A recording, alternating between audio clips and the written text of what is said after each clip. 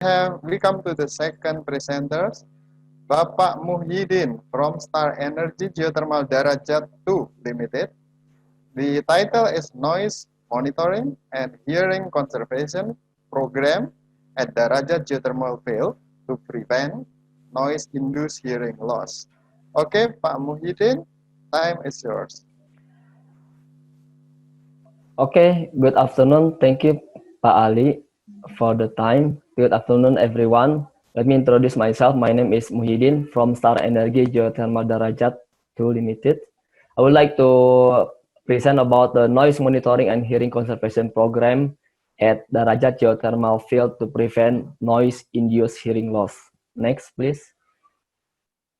Okay, for the introduction, about 466 million people, or more than 5% of the world's population, has disabling hearing loss.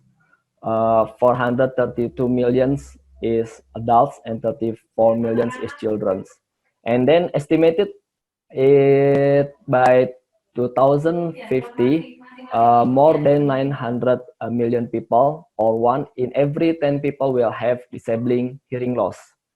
WHO estimate that unaddressed hearing loss poses an annual global cost of US 750 billion US dollars.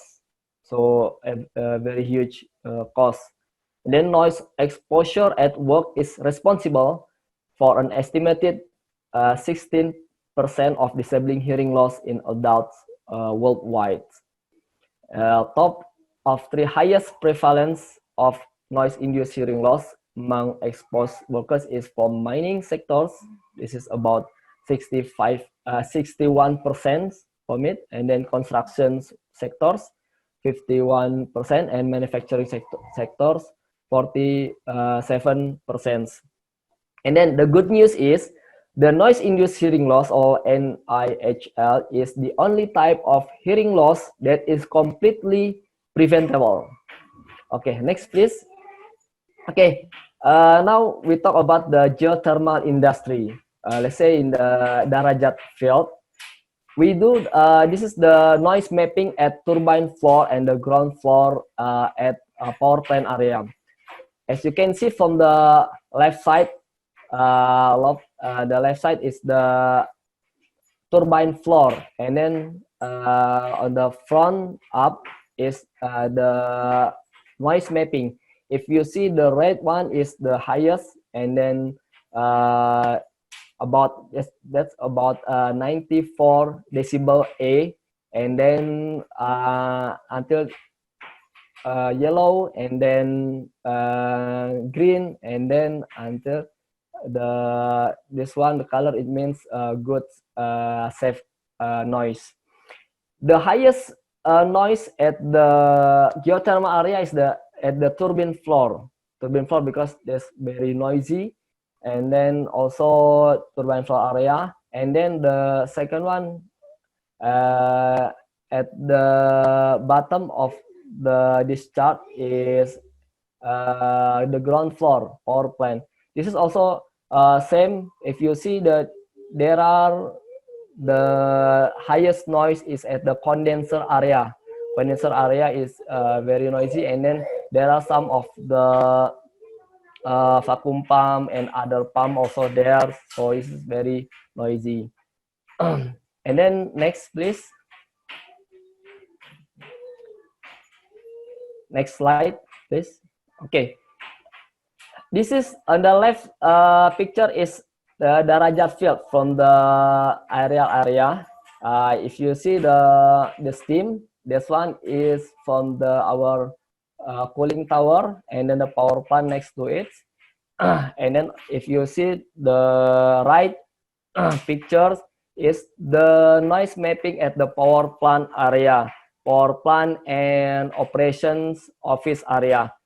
The white color is the power plant area that we already shown before, the previous slides.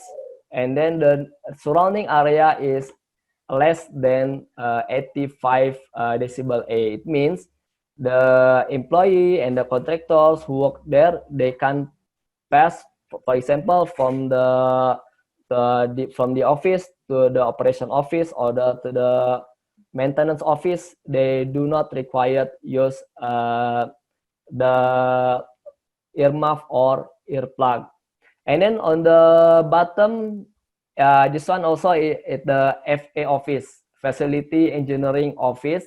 And then there are also canteen here, and then the clinic. The noise is in the safe level below the 85 decibel. Next, please. And then we also conduct the noise dose sampling. So noise mapping is for the area, and the noise dose sampling is for the person. We sampling the person while they are working as normal. So we take the data from 2018 until 2020. If you see on the left, 2018, the figure is below the what's so-called 85 decibel A. This one is the time-weighted average, the maximum level that required earmuff or earplug. And then at year 2019, the noise sampling, the average is quite higher. There are some of the sampling, for example, at the contractor overhaul, the average is above the level 85 decibel A. And then if you see on the right side, noise sampling at the 2020, there are some of the sampling persons above the 85 decibel A in the average. For example, in the constructions, resource maintenance, and the operator. Why this happen? Because at the normal operations, actually the highest noise is at the power plant area, and then the other area is less than 85. At Darajat 2019 until 2020, we have several big projects that contain high noise hazard, especially during constructions, preparing for the drilling, piping installation, well pad opening, road opening, soil cut, and fill, shutdown, turn around, or overhaul, etc. Next slide, please. Okay, the summary of the noise result, the SEG, similar exposure group that need to be included in the hearing conservation programs are from the RM technicians, resource management technician, construction workers, operator, contractor overhaul, mechanic, and instrument personnel, because the result of their noise level is more than 85 decibel A. And then this scope is actually for the Star Energy employees, while the HCP or hearing conservation program for the contractors conducted by their internal company. And then SEGD or Star Energy, we also monitor the HCP implementation to the contract requirements. For example, they require to do MCU medical check-up, include the audiometric test, and then the use of PPE, earmuff or earplug, provided by the contractors. And then we also conduct the HCP training by our internal, and then we also invite our contractors personnel to attend the training that conducted by us. Next slide, please. Okay, this is the summary of the hearing conservation program at Star Energy Geothermal Darajat. Firstly is the exposure monitoring. We continue monitor the exposure, whether still high, whether low, and etc. And then also we still continue noise control, engineering design, and then administrative, PPE. And then at annual, we conduct annual audiometric tests for the employees, whether they have hearing loss or not. And then we also provide the hearing protections for the earmuff or earplug, etc. And they ensure they understand how to wear it, how to store it, etc. and then also we conduct routine employee training. So we would like they know, they aware that this hazard they can be prevent, and then this is for their selves. Next, please. And then the conclusions. During the routine activity, the area that has noise hazard above 85 decibel A continuously is at a turbine floor area. Other areas such as well pads, office, warehouse, clinic has noise level less than 85 decibel A as the time-weighted average. And then some of the non-routine which have high noise exposure hazard above 85, such as during steam blow activity, flow test, drilling, and the construction activities. The SEG similar exposure group is from the RM technician, construction workers, operator, contractor, overhaul, mechanic, and instrument personnel are included in the HCP, hearing conservation program. This is to prevent NEHL, noise-induced hearing loss. So by the implementing 5 elements of the HCP, it will prevent NEHL and improve employee morale and reduce stress level among exposed employees and also the contractors. Okay, I think that's all from my presentation. Thank you, Pak Ali. Thank you, Pak Muhyiddin. Very interesting presentation. There is no question in the Q&A box, but I am curious to know a little bit about, is there any, is it possible to reduce the source of the noise? I mean, not personal protection, but it is the source of the noise. For example, because you mentioned about the high noise area is in the powerhouse, so is it possible to reduce the noise in the powerhouse? Thank you. Okay, thank you, Pak. Okay, for the how to reduce, is it possible to reduce the noise from the source? Because the highest noise is from the turbine floor. So that what we do is we conduct engineering design. For example, at the turbine, they have the cover to reduce the noise, and also we conduct regular maintenance. Regular maintenance means, like, for example, overhaul to make sure the what's called the noise is reduced, and then there is no unexpected rotation and so on, so the noise is under controllable. I think that's all, Pak Ali. Okay, thank you for the explanation. I'll check. There is no more question, but as I know that there is very extreme noise during the discharge test, which is, it is not permanent, because it is only sometime we conduct vertical discharge, which is produce very extreme noise. Is there any, because not only people working around that area, but maybe it will reach the maybe a community around the power plant. Do you have any program to protect or to reduce that problem? Thank you. Okay, thank you, Pak.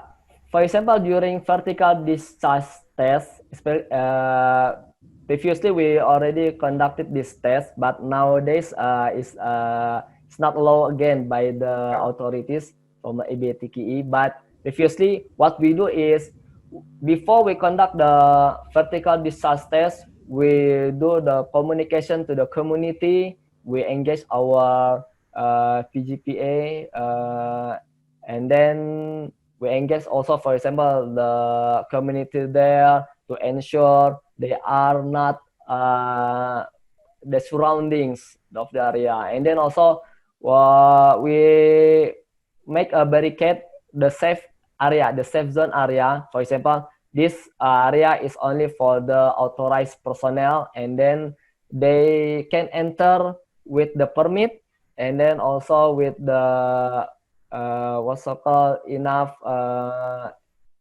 personal protective equipment, earmuff, earplug, and then understand the hazard over there. I think that's Pak, Okay. our best practice. Okay, thank you. There is a question from Pak Gatot Subiarto. The question is, what are the objectives of the plan shall be to provide positive motivation? Okay, the objective of the plan is we want to ensure that they have a task or do the job at the geothermal area because some of them is very noisy. We want to ensure that they do the job safely and is not what so-called will make them lost their hearing. So we want to protect them, and then they also understand the mitigations and then the prevention, what they can do, and then what they can prevent to ensure the employee morale also increase, and then they to prevent the stress of the work. So we still continue this, including we also engage with our medical, and then the medical, for example, after they conduct medical checkup, our medical team also will engage with them, and then this is the result of your audiometry result. For example, is there any shifting or not? Is there any reduction of the hearing test or not? And then so employee will aware about it. So that's the objective for the positive motivation to our employees and also the contractors. Thank you. One more question from Pak Ken from the Philippines. The question is, how about during drilling activities? What are the preparation included your program? Thank you. Okay, thank you, Pak. For during drilling activities, before the drilling activities, we do some also called the planning. What is the our plan to prevent this noise-induced hearing loss? So we are as a team. For example, before they conduct the job at the drilling, make sure they conduct the MCU, and then including the audiometric test to ensure we know the baseline, their baselines. And then also we do continue monitoring of the noise hazard at the drilling area, and then we do the training for the employees and the contractors there. We do routine periodic monitoring, training, and then we also display some of the warning sign. For example, this one is a very noise hazard area, so they aware, oh, this one very noise hazard, and then what kind of PPE, personal protective equipment, that they have to warn. I think that's all, Pak Ali. Okay, thank you very much, because we reach our time, and we need to move to another. Thank you, Pak Muhyiddin. Very interesting presentation.